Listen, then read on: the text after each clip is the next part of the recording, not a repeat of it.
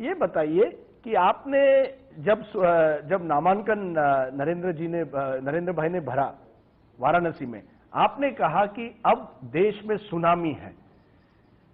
आप वाकई मानते हैं कि देश में सुनामी है? जी।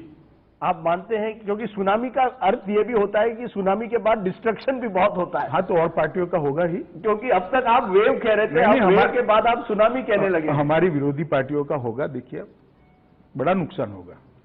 इतना जो कॉन्फिडेंस मैं आपके आवाज में आज देख रहा हूं, ये कहां से आपको आ रहा है? ये कॉन्फिडेंस पब्लिक में से आता है। क्योंकि आपके विरोधी कहते हैं, कई कहते हैं, ये जो वेव है ये टेलीविजन स्टूडियो में मैन्युफैक्चर्ड वेव है। ये बीजेपी लगातार प्रचार करने के बाद ये एक मैन्युफैक्चर्ड वेव है, ये जनता की वेव नहीं है। आपने मैन्युफैक्चर किया है क्या? आप भी तो स्टूडियो में है। और ये इंडिया शाइनिंग नंबर 2 हो सकता है। चलिए, अब इस पर मैं क्या टिप्पणी करूं। मैं मानता हूं कि हम बहुत बड़े अंतर से चुनाव जीतने जा रहे हैं।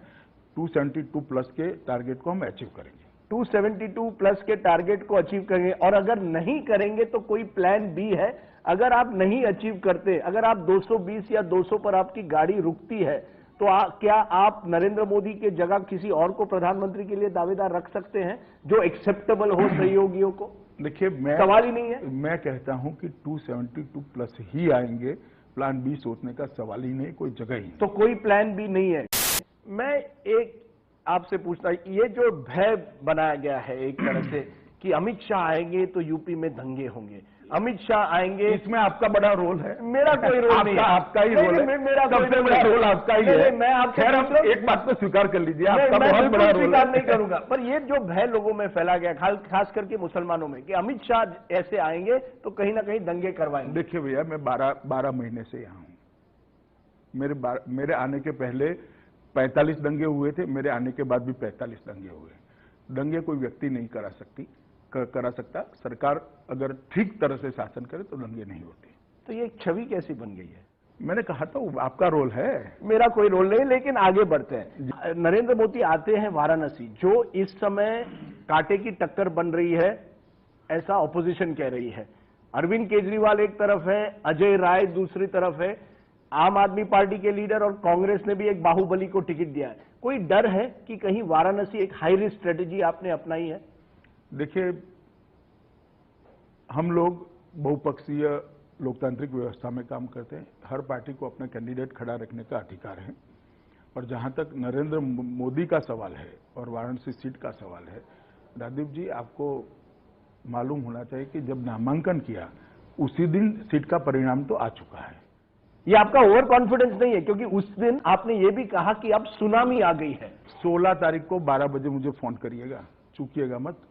मैं जरूर आपको फोन करने वाला हूं। मैं आपको टीवी चैनल पर लाऊंगा। मैं ओवर कॉन्फिडेंस में हूं या आपका आकलन ठीक है?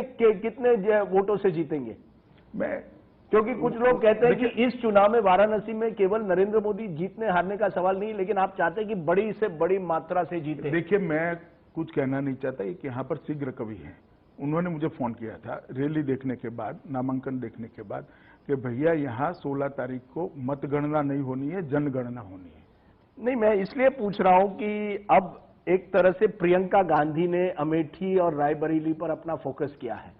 क्या उसके बाद आपको लगता है स्थिति बदल गई है? न केवल अमेठी रायबरेली में, लेकिन पूरे 7 तारीख का जो चुनाव हो रहा है और 12 तारीख का चुनाव हो रहा है, उसमें फर्क पड़ा है प्रियंका के आने से या नहीं? प्रियंका जी हर बार चुनाव प्रचार करती है।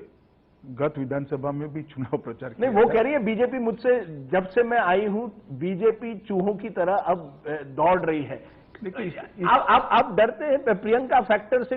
आपको कोई डर इस चुनाव में आपके कैलकुलेशंस में? नहीं, थोड़ी टीआरपी आपकी बढ़ेगी और कुछ नहीं होगा।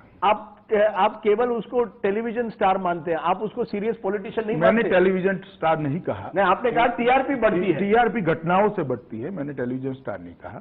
मैं मानता हूं कि हर एक को अपना प्रचार करने का अधिकार है और वो अपने माता जी के और भाई के क्षेत्र में प्रचार करिए। इसमें हमें क्या आपत्ति हो सकती है? हम अपनी लड़ाई लड़ रहे हैं, वो उनकी लड़ाई लड़ रहे हैं। लेकिन जो भी वो कहती है उसका कुछ ना कुछ उसी दिन कई रिस्पांस आ जाता है बीजेपी का। मोदी जी खुद रिस्पॉन्ड करते हैं प्रियंका जी को। क्या आप उनको ज्यादा अहमियत दे रहे हैं या डर रहे हैं उनसे? डरने का सवाल ही नहीं है। हम कांग्रेस पार्टी के खिलाफ तो चुनाव लड़ रहे हैं भैया, डरने का कहां सवाल आता है? इतनी बड़ी सरकार है, उसके सामने चुनाव लड़ रहे हैं, क्यों डरे हम लोकतंत्र की व्यवस्था में तो भरोसा आप डरते नहीं? वाले हैं। प्रियंका गांधी का कोई डर नहीं है? किसी का डर नहीं होता। हम हमारी बात रखते हैं, वो उनकी बात रखते हैं। आपकी अगली एम्बिशन क्या है? क्या है आपकी अगली एम्बिशन? क्या बनना चाहेंगे? मेरे मन में तो मोदी जी तो प्रधानमंत्री बनना चाहते हैं, अमित शाह क्या बनना चाहेंगे? मेरे मन में तो एक ही एम्बिशन है, राजदीप सरदेसाई मुझे ठीक से समझ ले बस, और कोई एम्बिशन नहीं है। आपकी एम्बिशन है कि राजदीप सरदेसाई आप लोग ठीक से समझ ले? बस और कोई